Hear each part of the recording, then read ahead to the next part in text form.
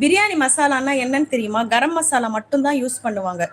கரம் மசாலான்னு பார்த்தீங்கன்னா, பட்டை, ஏலக்காய், கிராம்பு இந்த 3 ஐட்டம்ஸ் தான் பிரியாணி மசாலா.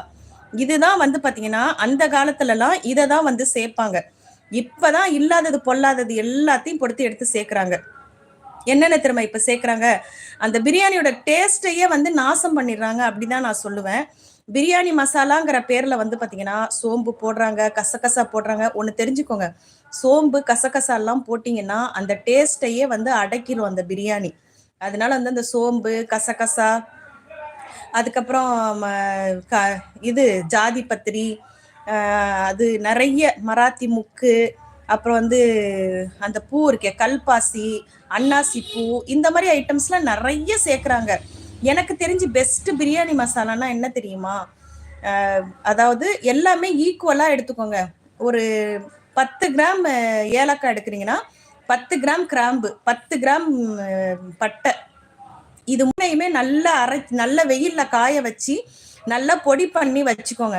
பொடி பண்ணி வச்சுட்டு, நீங்க வந்து பிரியாணி தாளிக்கும்போது தேவையான அளவு பட்டை எவ்வளோ அரிசி போடுறீங்களோ அதுக்கு ஏத்த மாதிரி பட்டை கொஞ்சோண்டு, அதுக்கப்புறம் வந்து ஏலக்காய் கொஞ்சம், அதுக்கப்புறம் கிராம்பு கொஞ்சம் போட்டு தாளிச்சு விடும்போது கொஞ்சம் போட்டுக்கோங்க. நீங்க மசாலா போடுறீங்க தெரியுமா? மிளகாத்தூள், கொஞ்சோண்டு மல்லித்தூள், மஞ்சள் தூள்லாம் நம்ம போடுவோம் பிரியாணிக்கு. பிரியாணி மசாலாவோட இன்கிரீடியன்ட் என்ன தெரியுமா? இந்த நம்ம வரைச்சி வச்சிருக்கோம்ல கரம் மசாலா, அதுதான். அதாவது பிஞ்ச் தான் போடணும். அதிகமா போடக்கூடாது. அதிகமா போட்டீங்கன்னா கசந்து போயிரும். நம்ம 1 கிலோ நம்ம பிரியாணி செய்றோம் அப்படின்னாக்கா, நம்ம சின்ன டீஸ்பூன் இருக்கு பார்த்தீங்களா? அதுல 1/4 இல்லன்னா 1/2 அவ்வளோதான் போடணும். அதுக்கு மேல போடக்கூடாது. அதாவது அந்த காலத்து பிரியாணி மசாலானா இதுதாங்க. இது வச்சு நீங்க பண்ணுங்க.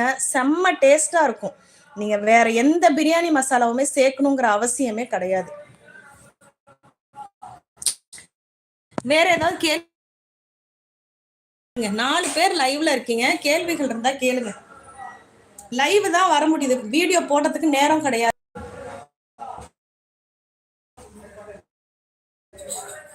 வேற யாருக்காவது கேள்விகள் இருந்தா கேளுங்க.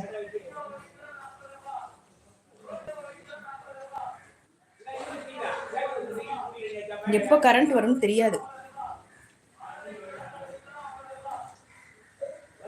மசாலா எல்லாமே வந்து பாத்தீங்கன்னா கைப்பக்குவம் தான் நான் சொல்வேன். எங்க அம்மா எல்லாம் வந்து பாத்தீங்கன்னா ரொம்ப சிக்கனமா இருப்பாங்க. ஆனா அவங்க செய்யற சமையல் வந்து அவ்வளவு சூப்பரா இருக்கும். Super ma'am, thank you so much ma'am. ஆமா, அதான் உண்மை. நீங்களே பண்ணி பாருங்களேன், ஒண்ணுமே இல்லை. வேர்ல்டு இன்ஸ்பிரேஷன் ஷோ நீங்களே இது பண்ணி பாருங்க. ஒரு சின்ன டம்ளர், 1 டம்ளர் அரிசி போட்டு நீங்க செஞ்சு பாருங்க. அதிகமாலாம் செய்ய வேண்டாம். 1 டம்ளர் அரிசி போட்டு நான் சொன்ன மாதிரி 1 டம்ளர் அரிசிக்குன்னா ஒரு பிஞ்சு தான் நம்ம எடுத்து போடணும். அதிகமா போட்டீங்கன்னா கசப்பு தன்மை வந்துடும். அதனால அந்த மாதிரி ட்ரை பண்ணி பாருங்க. ஃபர்ஸ்ட் வந்து 1 டம்ளர் ட்ரை பண்ணுங்க. அதுக்கப்புறம் வந்து அதிகமா ட்ரை பண்ணுங்க. நல்லா இருக்கும். அந்த காலத்து பிரியாணி மசாலாலாம் இதுதான். வேற எதுவுமே கிடையாது. நம்ம தாத்தா பாட்டி, நம்மளுடைய அம்மா யூஸ் பண்ண பிரியாணி மசாலாலாம் வந்து பட்டை, கிராம்பு, ஏலக்காய், இது 3 தான். இப்பதான் பிரிஞ்சி இலைங்கிறாங்க. அந்த இலை, இந்த இலை எல்லாம் இப்ப